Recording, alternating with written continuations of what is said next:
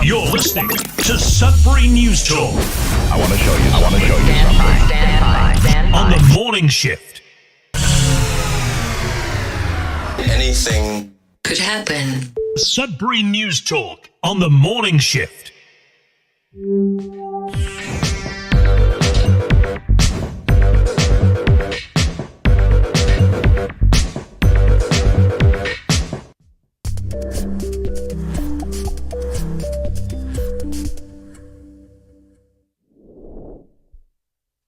All right, good morning, everyone. Welcome to Sudbury News Talk on the morning shift. I'm AJ Walsh. I'm glad to be here with you. I'm glad that you're here with us. Move the mic on over here, and it's going to be a great morning. We come at you live, CKLU 96.7 FM, each and every weekday morning between 7:30 and 8:30 a.m., Monday to Friday. And we're also streaming at cklu.ca, those same times. If you click on the Radio Player Canada app on the website, you can stream us. If you download the Radio Player Canada app, you can take us with you and listen to us anywhere, anytime on your favorite device. Also, you can take other programming with you from CKLU. And if you're not from around Sudbury and you want to check in on Sudbury, it's a great way to do that. If you're from Sudbury and you want to just see what's been going on since you've been gone, it's a great way as well. And if you ever wanted to move to Sudbury, it gives you a little idea. This is where we share our views on the news, the different news outlets we have in Sudbury. Sudbury Star, Sudbury.com, CTV Northern Ontario, and CBC Sudbury. We take the stories from the hardworking journalists that work for those particular news outlets, and we unpack them and we share our views on them. And then we take a broader look at the world that we live in that also affects us here in our community. And it's hard to say, like if a depression ever happened, a recession, a depression, these things affect us locally as well, right? So they're caused by things globally, internationally, or even just through our country, but they affect our community as well. So we'll talk about those things on the show as well. And we're grateful to have each and every one of you on. Our community is growing. We're grateful our online community, the Sudbury News Talk community. We're grateful for that. Facebook reached out to me after saying my page had a violation on it, and then I clicked on it because it was a link, and then it went to an error page that didn't tell me what the violation was. Then they said, hey, here's a little trial you can try. You can make as much as $30,000 in 1 month if you go through this trial. I mean, this kind of program they have where, the amount of views I get and the amount of comments and things like that. And I'm pretty sure I'd be able to make some money doing that. But then I think I'd be beholden more to things that we talk about on the show. And if I start making money off of it, then they'll start saying, oh, wait a minute, you said this or you said that. And if you keep saying that, you won't make any money. And I don't like that kind of idea. If it's going to be no strings attached and whatever, that's fine. I don't mind that. But if it's going to be, I'm just not a fan of manipulation or people coercing or trying to say, well, if you don't do that, I won't give you this. And we're going to get into that a little bit about the philosophy of government versus God today when we talk about the new ID that's coming out for everybody. Digital ID Canada's rolling out, and it's linked to a global digital ID just because we're not doing things for no reason in Canada. We have people that are being coerced, if you will, through powers higher than them to do things they wouldn't normally do, but they got to do it or else they don't keep their jobs. And so we'll talk a little bit about that. We'll connect some dots on that and where the philosophies come from. It's either government or it's God. That's really what it boils down to. And we'll discuss that and see maybe how that makes sense in our world. And even if you don't believe in God, it's the principle of it, the principle of the individual and the idea that God has created an individual to be an individual and not someone who's made to do things. It's just they are given agency to choose, and they're not forced. Although God would want them to do certain things, and so he gives suggestions, otherwise known as commandments, and want you to do certain things, doesn't make you do them. Knows that there's consequences if you don't follow certain things, and we make decisions and we face consequences. And so we'll talk about that and the different philosophies. So let's dive right in. We're live on Facebook.com/Sudbury News, YouTube.com/Sudbury News. We got a lot of morning salutations. I want to get to welcoming everyone right after the weather. We'll be back right after this.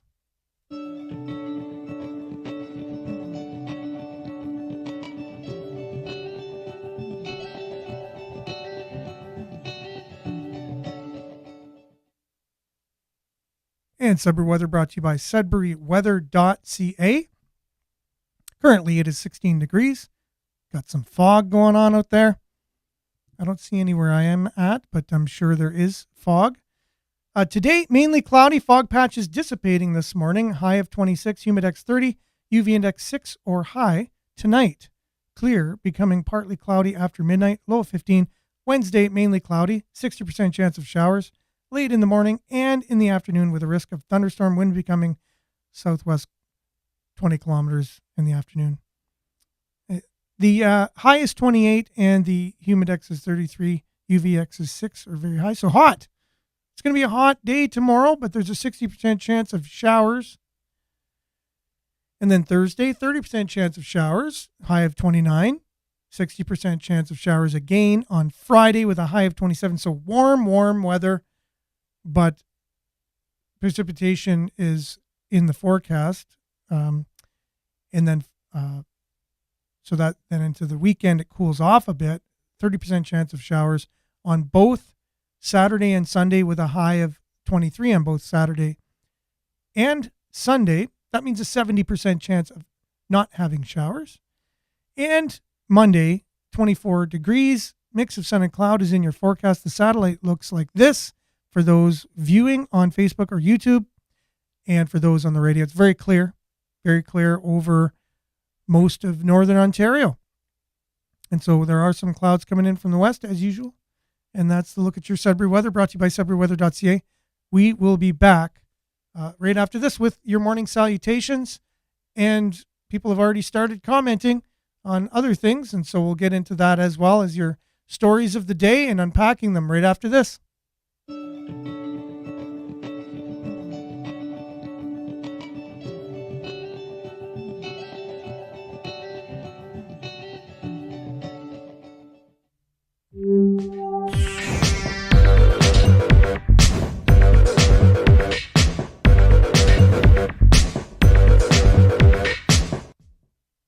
And usual, I'm not sure how today's show is going to go, but we're going to do our best to go through the local news and then some of the breaking news in Canada about the new digital ID that everybody's going to be able to get. And we'll unpack that, where it comes from, why it's here, what's it going to be good for, why everybody will be forced to get it, I guess you can say, against your agency. Whether you like it or not, you're getting it. Or you don't eat, or have a house, or have a cell phone, or get internet, things like that, right? If you want to participate in the world, you won't be able to. We'll talk more about that after morning. I don't mean to put a damper on anybody's morning, because it still is a beautiful morning regardless of that. And good morning, Monique. Thanks for being with us. Good morning, Sudbury. Tracy, good morning. Beautiful people. Yes, very positive. Very grateful for that. We need to be positive regardless of things that are, in our world that could possibly work at chipping away at some of our positiveness. But morning, Vin. Thanks for being with us. Monique, good morning. Good rising, sorry. Thanks for being with us as well. Hope you're having a great, what is it today? It's Tuesday. Yes, a great Tuesday. Yes, voluntary censorship. Exactly, on Facebook. Mike Perron, good morning, all. Thanks for being with us, Mike. Hopefully we'll have you on the show again sooner than later. And it would be great to have some of your other council people on as well. I'll have to put out a blanket email again to everyone, just letting them know that they're welcome on the show, and we can talk about local issues with those that are, involved in the decisions that are being made locally. Monique, government mind control. That's, I guess, we're going to be going into a little bit later of the idea of a government versus God. And here we got Stephen. Good morning, Stephen. I hope you're having a very good Tuesday, a very positive Tuesday. Government or God, another false dichotomy, black and white thinking. Well, we'll get into that, right? So maybe where you're getting that from that you might not be aware of, I'll try and shed some light on that. There are other choices. Yeah, that's true. You can worship trees, worship yourself, which is all comes back to the same. It all comes back to the same. It's either it's the two. You have two choices. It's kind of like left or right voting, right? You kind of only have the two, even if it's one bird. You kind of only have the choice between a left or a right. Government or God. We will talk about that today. That's why I'm going to talk about that, because I think sometimes we learn things we didn't know before by hearing different philosophies and different angles on things. And that's what we're doing today. And I learn a lot from a lot of different angles, and that's why I think the idea of this show is so incredible, is to do that. Wonder if the weather is going to include heat records being broken across the world, drought across the country, flooding at area of the country, while other side has record forest fires. We do talk about that, as you know, Dave. Good morning, Dave, by the way. I hope you're having a good morning as well. From yesterday's rant about weather, you can always change temperature from Fahrenheit to Celsius for instead cooling. I hope I'm reading this right. And this how you get accurate temperature readings. So you shared a really great link there, I guess. You shared a link. And so anyone can go to that and check it out for accurate weather. We'll take your word for it, which is great. Thanks, Dave, for sharing that. Michael, good morning. Got some emojis going on there. And appreciate the sunshine for sure. That's true. Worship is, so yeah, we'll get into that maybe a little bit too. The definition of worship, and a lot of people that are, that don't, I guess, talk about worship very much, or don't really have a relationship with God, or don't really put much emphasis on God in their life or a higher power or whatever. Worship seems to be one of these words they have a hard time with. Worship is whatever you do with your time. That's what you worship. So if you're always on your phone, like 24/7, you're basically worshiping your phone or whatever that is in your phone that you're going to all the time. Where your heart is, that's where your treasures are. Like where you put your time, where you put your devotion, that is worship. So yeah, whatever you give your power to, you're worshiping that particular thing or being.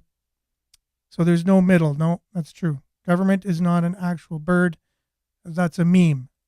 Thanks, Stephen. See, like I said, I learned something every day. I didn't know it was an actual thing. It wasn't a meme.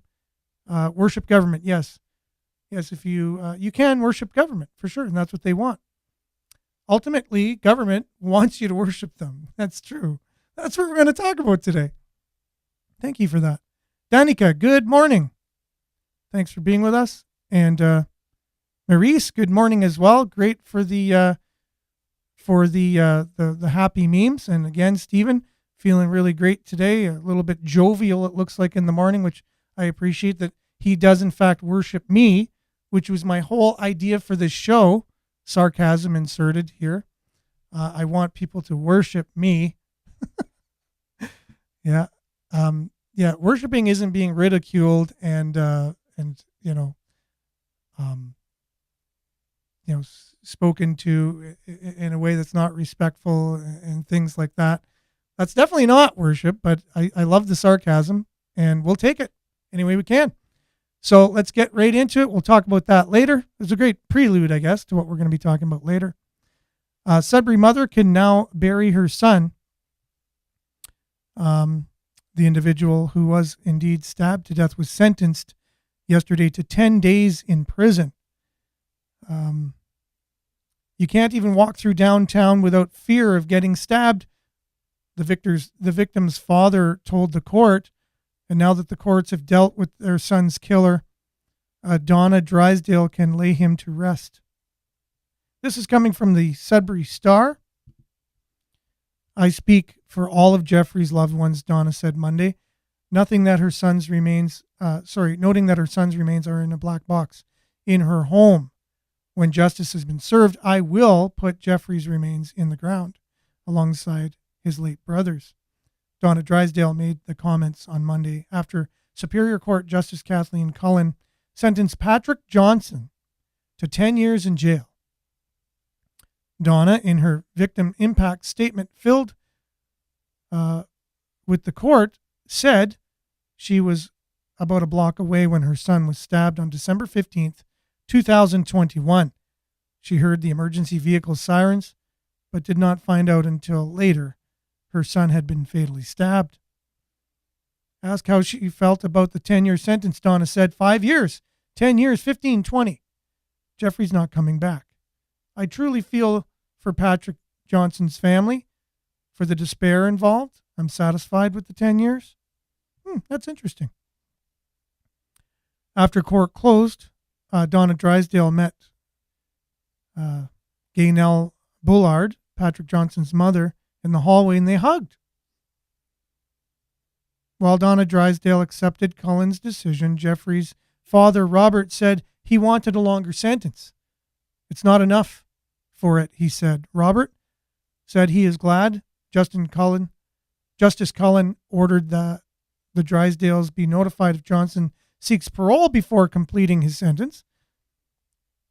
In his impact statement, Robert said, tears, that this tragedy has been hard on us and what's left for our family. This criminal, looking at Johnson, assaulted my son on a busy downtown street in the afternoon and stabbed him. What's up with that? He can't even walk through downtown without fear of getting stabbed. If he decides to apply for parole early, I would like to be notified of it. And that is indeed a picture of Robert Drysdale, the victim's father. Robert also addressed his late son, Jeffrey. When you were born, I was so happy and excited, he said. You were my little miracle. I ran out to buy cigars for you guys at work. I'm a father. But Robert also said that while he taught his son the difference between right and wrong, Jeffrey began getting into trouble in his teens. It became a pattern. Get caught, get a lawyer, get bail, repeat, said his father. One time when his son wanted him to visit him in jail, Robert said he refused. I knew that while you were in jail, you were clean and well, he said. Robert ended his son's address by telling Jeffrey, I love you, son. We'll meet again. The father then addressed Johnson, asking him why he killed his son. He said Jeffrey was polite and could talk his way out of anything. Knowing my son, it had to be drugs or stolen goods, said his father. The court heard that Johnson and Jeffrey Drysdale attended a downtown cafe about 12:30 p.m. on December 15th, 2021. When they left, they scuffed along Larch Street. Drysdale was pushed to the ground and Johnson left. Moments later, however, Johnson returned and began chasing Drysdale. Johnson caught Drysdale in the middle of Larch Street near Lisgar, pulled out a knife and stabbed him twice in the chest. Johnson fled, tossing the knife in a dumpster. Drysdale staggered to the sidewalk and collapsed. Passing motorists attempted to help Drysdale, but he was pronounced dead in the hospital. So a little bit of the details there about this young man, obviously stabbed and murdered by an acquaintance. I don't know if you'd call him a friend, but it looked like they were friends. And very unfortunate. And our hearts and prayers and condolences go out to the families on both sides of this ordeal. It's not easy for either parties, and I'm grateful to see the two moms, anyways, being able to handle the situation in that way and understand each other's plights. It's great to see. Okay, I'll just share people's comments here. Good morning from Espanola. Thanks for being with us, Denise. Okay, we'll get into more of these comments. Good morning. Stay safe. Hope you're doing well, David. Wondering if you're home yet or you're still in Extendicare, if you're on the mend. Thanks for checking in and continue to do that. Continue to keep us updated on your situation for sure. And hope you're making a quick recovery. Monique, there is no God. Okay. Interesting. Yeah, and that's great. It's an opinion that many people share. So you're not alone on that. So Trudeau is causing division between us for sure. And I worship that mother and father of Jeffrey. Okay. Now we're kind of getting a little what's called silly. I know you know what that means. And I'm not speaking down to you in any way, shape, or form like that, but it's getting a little silly now. That's a very, the families, I guess, to show respect to them. You are simply, what you do with your time is where you worship, for sure. Yeah. So in some sense, you worship intelligence and you worship knowledge, and you're watching this show, and so yes, and there you go. So we will unpack that a little bit later. Still in Extendicare. Thanks, David. Appreciate it. Wasn't being silly. Okay. So you worship that mother and father of Jeffrey. Perfect. Appreciate it. Okay, so mental health minister puts $156 million towards the launch of a 988 crisis hotline in November. The government is putting $156 million, your dollars, your money, over 3 years toward a new 3-digit suicide prevention hotline. Mental health minister Carolyn Bennett announced Monday. So will that, do you believe, help prevent suicide? Can $156 million help prevent suicide? Can more money thrown at our healthcare system help our healthcare system? Could more money thrown at our opioid crisis that we have help the opioid crisis? Can more money really help anything? Or is it what you do with that money? So again, just asking the question. So money is great. That's got the headline, 156 million. Going to make a hotline. Some people go, good, the government's doing something about mental health. That's, I think, the trigger that you would normally think of. And then you start asking more questions. Okay, what's the hotline? How is it going to, are they going to offer medical assistance in dying on this suicide hotline? Saying, well, if you are really experiencing this, you could go to your doctor, and if this is one of the last resorts, you feel you can't get over it, maybe you can just take that route. We're not sure. We don't know. The behavior is worthy of worship. Okay, again, not really understanding the word worship, but that's fine. That's fine. Maybe I could dedicate a show to what worship actually means. Admiration and worship are two different things. The mother should never have to bury their children. Exactly. I do understand that, being through it as a parent myself. And I don't know if you noticed getting choked up a little bit there while I was reading, just because it's a little too close to home. I think a 3-digit number can help get those who are contemplating suicide. Yeah, exactly. Is this to help people overcome it, or is it to help people choose it through the government's now very well promoted and getting to be instituted, where people with mental health now will qualify for the government sanctioned medically assisted in dying program, right? I don't see them not doing that. Put it that way. Good morning, everyone. Thanks for being with us. Denise. Also, seems like money laundering. Whoever checks it, right?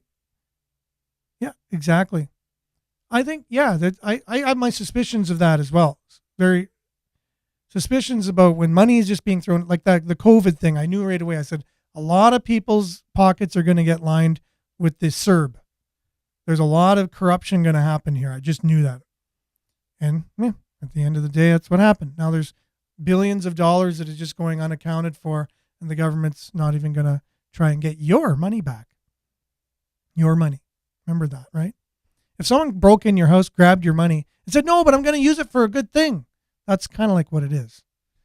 It's stealing your money and saying it's going to be used for a good cause. Don't worry. We're going to create a 3-digit hotline for people who are suicidal. Oh, that's a good thing.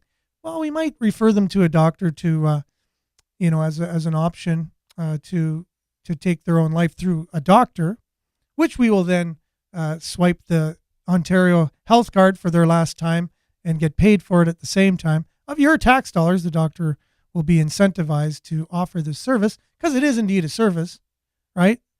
So, or is that not the case? Will the doctor not get paid to offer this service? Of course he's going to get paid to do that. If you're getting paid to offer people a service, you might want to do that, right? So I don't think it's right myself. I just don't. Okay, starfish story. Yes, I think maybe we've kind of looked at that story a little bit too much, actually, for what it was meant to do. Money is the root of all evil, and suggesting more of it for suicide prevention is ironic, as Trudeau legalizing suicide, unreal. So I think we're on the same page on that one, for sure. It's speaking out of both sides of your mouth. Good morning, Michelle. Thanks for being with us. And Monique says, sorry to hear your sad experience. Thank you very much. I appreciate that, Monique. So moving on here. Treasure hunters, rockhounds dig the gem and mineral show. I love that headline, by the way, Sudbury.com. Treasure hunters, rockhounds dig the gem and mineral show. Really great to have this in Sudbury, by the way, because of all the gems and minerals and precious metals that we have beneath our feet. This show is really kind of just putting it all on display. Now, some of the gems don't necessarily come from this area, but pretty awesome that they have it every year. Hundreds gathered for all 3 days of Northern Ontario's biggest gem, mineral, rock, fossil, bead, jewelry, and lapidary arts show and sale. Well, they got a lot of things in there, but I guess they're all related to minerals and rocks and precious gems and stones. So that's pretty awesome. So yeah, so it's over. If you're thinking you wanted to participate in that, unfortunately it is over. And so there's a letter here. There was a water situation in Capreol. And I guess this was pretty controversial. Public Health in Sudbury Districts has officially lifted the drinking water advisory that came into effect July 21st for residents of Capreol. Public Health issued the drinking water advisory because of a temporary loss of pressure in the municipal water system. The water has, this is coming from Sudbury.com, by the way, the water has been tested to ensure its safety. The bacteriology quality of the water supply has been tested with no adverse results being reported. Burgess Hawkins, the manager of Public Health's Protection Division, said in a press release, went on to say, residents in the affected areas will notice chlorine, odors, and discolored water. If your water advisory is lifted and before using the water, you should run cold water faucets for 5 minutes or until the water runs clear. Run drinking fountains for 5 minutes before using the water or until water runs clear. Run water softeners through a regeneration cycle. Drain and refill hot water heaters. Large volume users, for example, schools, may need to run cold water taps longer for use. Okay, so bit of some tips there for you. But there was a letter in the Sudbury Star, I believe. Or was it Northern Ontario? No, it was Sudbury.com. So the letter, frustrated with water buggy confusion, city's left-hand, right-hand handling of the recent water main break in Cape Coral leaves reader thirsty for clarity. And interesting headlines today. I would like to comment on the city's left-hand, right-hand handling of the water main break happening in Cape Coral at this time. So it was written during the time it was going on. Soon after 12:30 p.m. on July 21st, I was told while traveling home that Cape Coral had no water. So I called 311 asking where they would supply water and if the Public Works depot, I would stop along the way if they had it there. I was told by the customer service rep, go buy it at the store, as the city does not supply water. I stated I pay a hefty water bill to the city for just 2 people living in my home, but again, I was told no water will be given out. I also mentioned the apparently 2 to 3 hour wait for the water main to be repaired, and the city representative asked where I got that info, as she knew nothing about it. Yet my husband was told this when he called 311 to report the outage. Once at home, I read on Sudbury.com, the very thing we're reading from, that the health unit was reporting it was unsafe to drink the water until it was tested for safety, but the city was making a water buggy available for people in Cape Coral. I again called 311 asking the location of the buggy. A male customer service rep quite rudely asked where I got that information from, as they were not told this. I explained that Sudbury.com had it on their site, and his reply was to call Sudbury.com for more information.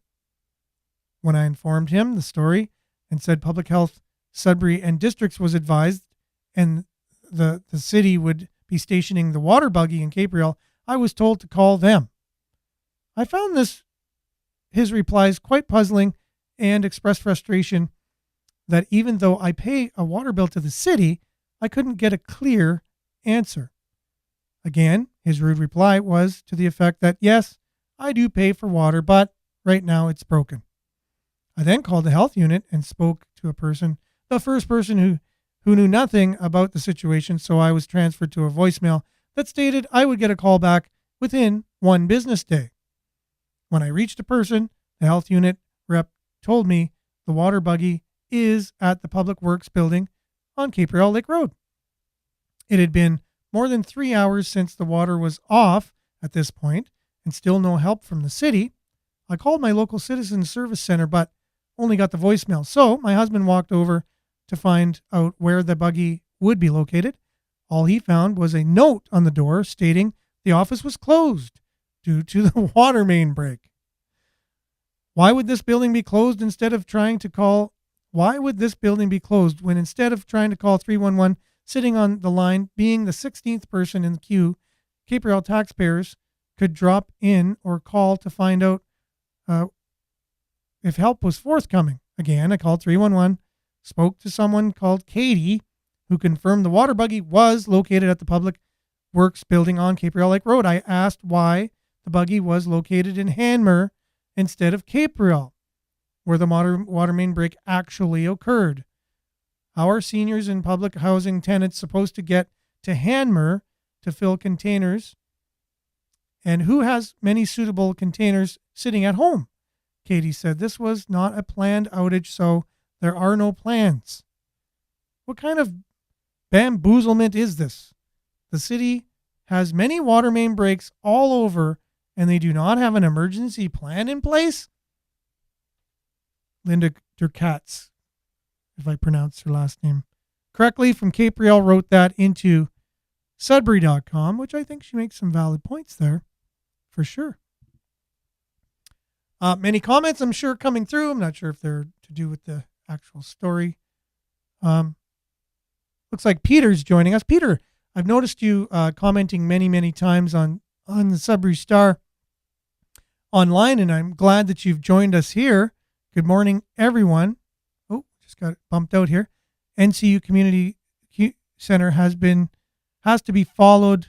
Go there now. Follow them now, please, and thank you. Oh, interesting. Okay. Thanks for that. Thanks for the good morning. Thanks for joining us. Good morning, Julia. Thanks for being on. So, Natalie, yes, I was just going to mention that I noticed your what you said on the Capriel community page, inviting people to go there and whatever. So I did notice that as well. So I'm appreciative of all the staff and roads and water department who came together on an emergency situation on a Friday afternoon to go door to door immediately to hand out the notices from public health. Misinformation was perpetuated by people making it worse on social media. I tried to monitor and manage the comments, but it just got out of hand. Welcome to social media, exactly.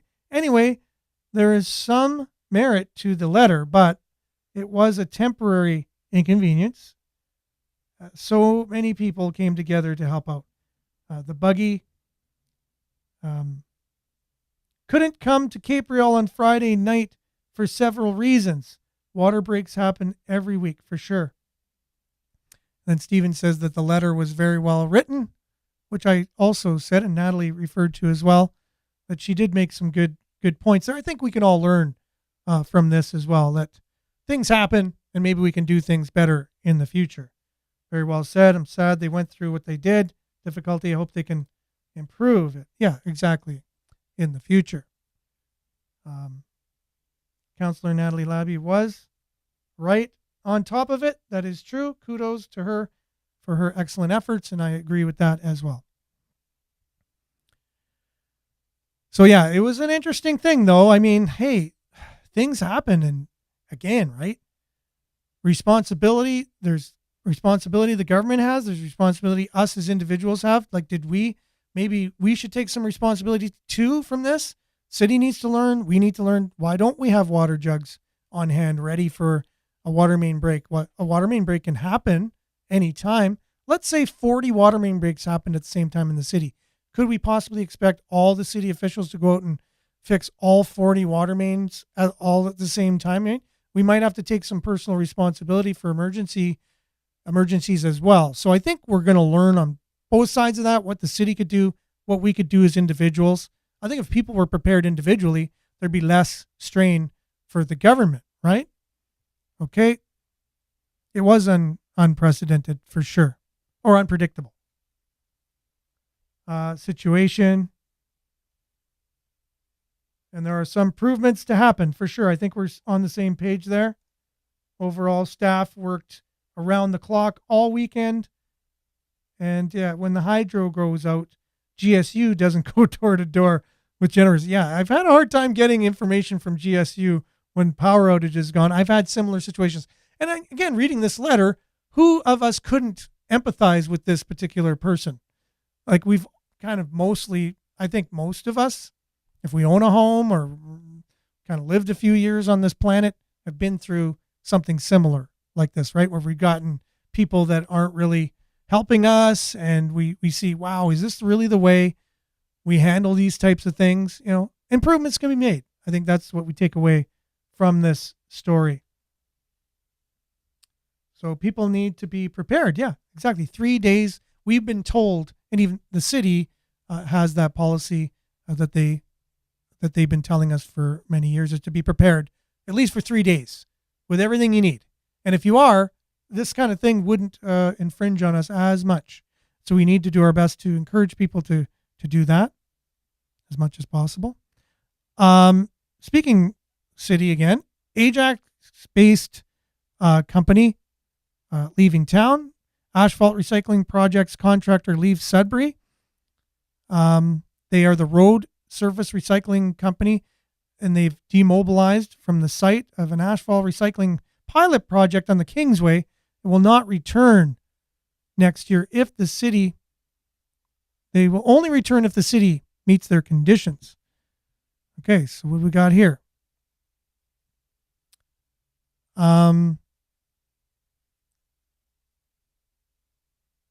Its crews are unlikely to return to finish the project. Equipment moved off the site yesterday, a couple days ago now. Road Surfacing Recycling Vice President Technology and Research Frank Krupe told Sudbury.com on Friday it's back to Toronto for some minor maintenance things, and then it's off to the next job, which we have a couple of delays on because we're too early. The contractor was in charge of an asphalt recycling pilot project doing a stretch of the Kingsway from east of 2nd Avenue to near the Highway 17 bypass. The city put a stop to the project last week to test the quality of their work, which is interesting. You know, all of us Sudburyans know our roads have been caca for so many years. Where were all of the testing quality assurance back then, right? That's what we're thinking.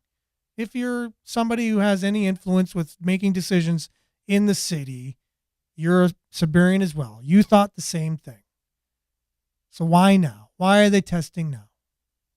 You know, when here's a contractor just using the same asphalt that was used before, which is probably less than sufficient. I'm just thinking that, going to the, alluding to the fact I drive on these roads and they're atrocious and they degrade way faster than they should. So something's wrong. It's not just our frost and it's not just the big trucks. Believe me. Yes, I'm making a statement of whatever and I could back it up, I'm sure, if I delved more into it. So, yeah. So anyway, so here's this company is finally coming. They're doing something that's going to save us money. They're taking the asphalt that's already on the road. They heat it up. It does something right on the spot. It goes back down. They finish it up. It's done. The contractor was in charge of an asphalt recycling project along the stretch of the Kingsway to the 17 bypass. The city put a stop to the project last week to test the quality of their work. The testing follows Ontario provincial standard specifications.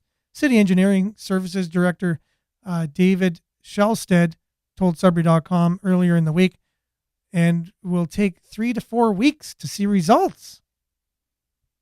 Although the city is not legally mandated by the province to undertake the tests, he said the city is doing so to ensure we're representing value for money. Yep, I guess. I don't know. I have so many questions about this story, so it'd be really great. Maybe I can get Natalie on, or Mike, or any other counselor from the city, anyone who wants to take that subject and really unpack it and let us know exactly what's going on here. I don't know if in the comments we got something happening about this story or not. It's hard for me to read. Okay, so that's about the water. Any comments here?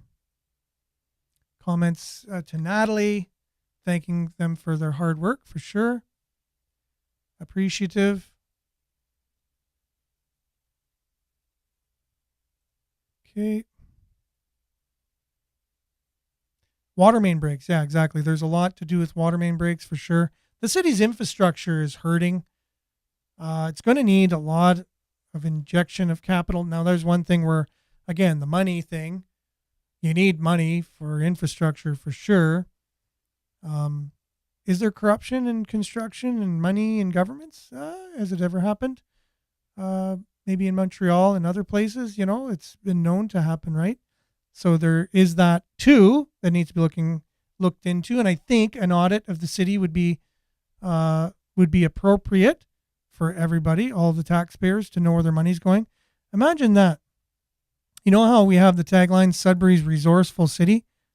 Can you imagine if our tagline was Sudbury, Canada's transparent city? Can you imagine we did that? and we said Sudbury's honest city. It's kind of like the Green Bay Packers. They're owned by their citizens. The only NFL team, the only major league team that I can think of that's owned by people. And so I think that's a really great case study. If you look into the Green Bay Packers and how they're owned by the people, and it's just a small city, and they have an NFL team there. They're able to make something that wouldn't normally happen with the model happen because it's owned by its citizens, not owned by one of these oligarch owners, billionaires kind of thing. It's just owned by the people. And Sudbury, Canada's first transparent city. That would be cool. Let's do that. Pierre Poilievre brings carbon tax fight to Sudbury. So he'll be here in Sudbury at the Radisson Hotel. I believe it's on Thursday. Sudbury Star sharing that story. You can click on that and read all about it if you're interested in politics. You want to hear what the official leader of the opposition has to say, what he would do if his party was elected, and his principles in general. Go down and have a listen. Yeah, the time just seems to roll on these days. Rolling. Okay, so this brings us to our deep dive today. Trudeau government funding vaccine passports until 2026.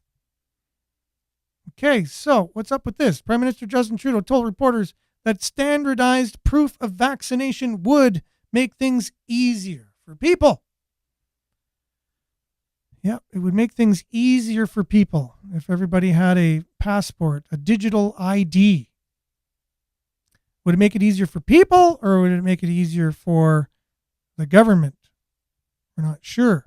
Let's see here. So that's that. It's all part of a greater thing that there's this new digital everything coming out. And it's, again, because of the local news and the water main break and talking more about that, I'm going to defer the whole idea of the philosophy of, and we want to follow up on Dave's show yesterday, the climate change show. I have some videos queued up for that to talk about what that actually is and what's behind it, and try to have a better understanding. But I just thought there's this kind of vaccine passport. It's all part of a digital ID. They're rolling it out little by little so the citizens don't go, what are you doing here? But the UN tells us, the UN, where our leaders are getting their, they're following the playbook. They're given the playbook to follow. And this is what it is. Now we're hearing it in Canada little by little. No, it's a vaccine passport. No, it's this, it's that. So I have basically a presentation of a lady breaking down the what this vaccine passport is. It's all part of. So, or where did that go now? Inquiring minds want to know. Happened to me yesterday as well. Not sure why, but here you go. It's because I didn't queue it up. I thought I did, but now we're ready to go. And here you go. Without further ado. My name is Kate Mason, and I will be unpacking the United Nations Sustainable Development Goal number 16. Promote peaceful and inclusive societies for sustainable development, provide access to justice for all, and build effective, accountable, and inclusive institutions at all levels. 16.9, by 2030, provide legal identity for all, including birth registrations. And this means digital ID. In the UN report Roadmap for Digital Cooperation, they explain that they want everyone with a digital ID to be able to access goods and services and connected to the internet by 2030. And the United Nations will be the platform to oversee the process. The World Economic Forum, the 1,000 largest corporate entities with individually $5 billion in turnover, is invested in digital ID, and they explain that it's pivotal to access finance and work, and they're calling for a decentralised ID. This is blockchain. To quote Alison McDowell, blockchain is a digital ledger that keeps track of everything. Picture a real-time account book that keeps track not only of your monetary assets, but also civil records like birth certificates, marriage certificates and court proceedings, voting records, property ownership, certifications and educational credentials, health education including DNA, and data from wearable technologies, public benefit access like food stamps, and even one's movements and social interactions via QR code, health passports and contact tracing. So what is digital ID? It's a single citizen digital identity system built around a unique identifier, such as the reference numbers lying at the core of many national ID systems. The plan is for every person in the world to be online with a digital ID by 2030, and the reason for this is because access to goods, services, work and recreation will be increasingly only accessed through the internet. This is outlined by the World Economic Forum in How a Digital ID is Essential for Access. Your digital ID includes biometrics. Some forms of biometrics include finger and palm prints, facial recognition, iris scans, blood, and even brain and heart signals. Enter the metaverse. The metaverse is the emerging 3D-enabled digital space that uses virtual and augmented reality to allow people to have lifelike personal and business experiences online. The metaverse will include commerce, healthcare, education, industry, fashion, entertainment, and more, and will require a digital ID to access, where everything will have a digital twin. In a world where everything is increasingly inclining to become digital and virtual, the metaverse holds the power to transform our digital lives. A digital twin is a virtual model of a process, product, or service, and it includes us. Imagine that you as a person are represented digitally. Your digital activities, behaviour, decisions, and future decisions are not only known, but silently influenced by your digital shadow. Every time you access a digital device, even when you move or just sit with your smartphone, there's data generated, and this data is used to build your digital profile. When predictive analytics are applied, vendors and other observers can project your next education, career, avocation, and even personal inclinations and moves. So let's see how this will affect us in a few essential domains. In work, AI is replacing jobs. Artificial intelligence could replace the equivalent of 300 million full-time jobs, a report by investment bank Goldman Sachs says. The jobs which are being eradicated are many white-collar and service jobs. They are being replaced with online jobs focused on tech, robotics and training AI. Policy Horizons is the policy arm of the Canadian government, and they spell out that much cognitive and physical labour is unbundled and networked. Old-fashioned jobs are unbundled into tasks, many of which can be automated. Others are available as an on-demand service on tasking platforms. Knowledgeable workers or machines operate remotely anywhere in the physical world that is connected to networks. This is done by teleoperation of a machine or remote guidance of a person connected through a mixed reality device. Where we live. Approximately 70% of the world's population will reside in smart cities by 2050. The growth of smart cities means citizens will be able to quickly connect with a host of services, including health, public transportation and public works. For citizens to engage with these services, seamless and secure digital identity tools will be essential. Health. The future of health in smart cities. Smart cities could offer citizens access to certain healthcare services from unattended kiosks that could manage tasks like analysing saliva, drawing blood or filling prescriptions. Blockchain could greatly improve the management of medical records and delivery of medical and mental health services if physicians gain easier access to complete information when providing care. This becomes alarming when we look at the genome technologies being discussed. CRISPR gene editing helps us understand DNA's role in human diseases. It allows to turn gene expression off, effectively stopping a person from getting a disease to which they're genetically predisposed. CRISPR may increasingly give people the ability to code their own DNA and that of their children. Some parents may wish to give their children resistance to diseases, enhanced intelligence and other abilities.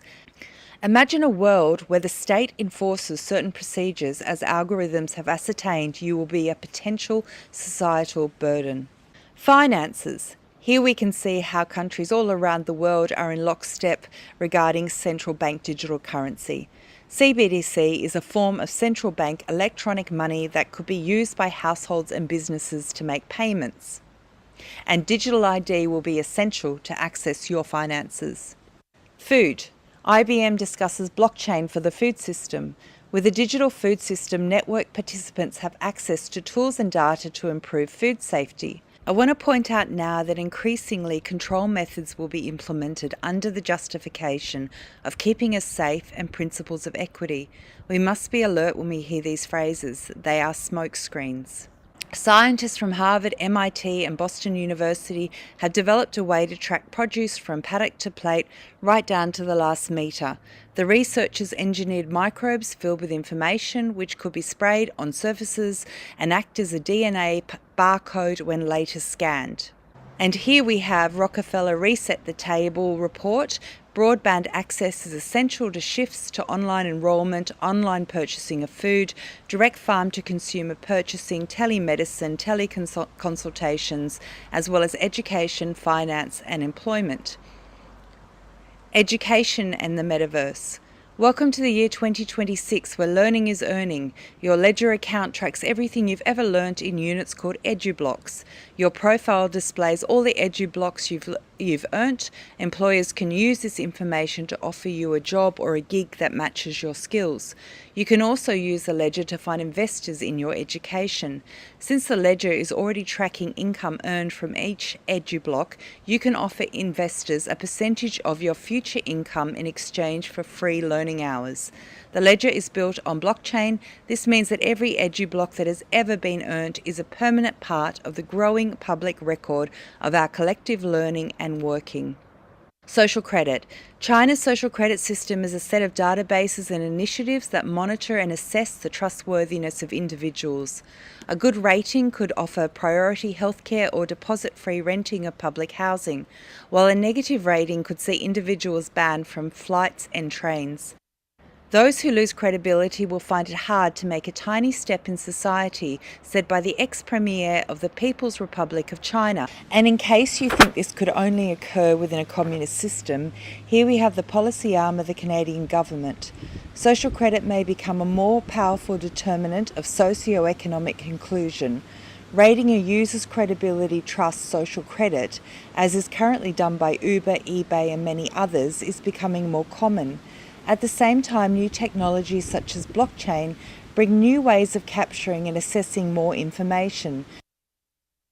So again, lots in there to unpack. It's the end of the show. There's so much to, I just thought it was really educational to just look at the documents from the UN and from the Canadian policy makers. So if you're wondering, what Canada has in mind, it's just right there. So the politicians are not just being forthcoming with this.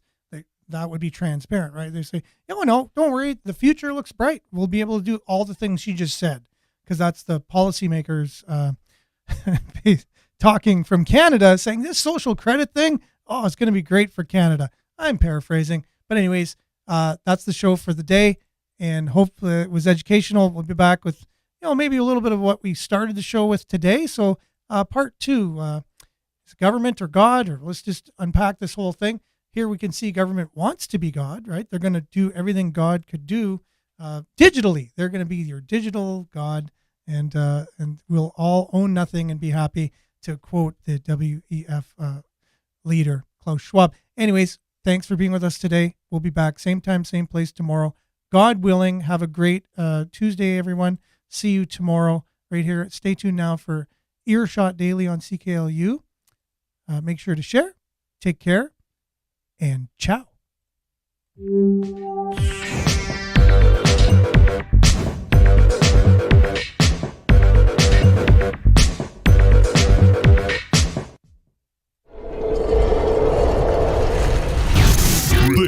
This is Sudbury News Talk on the morning shift.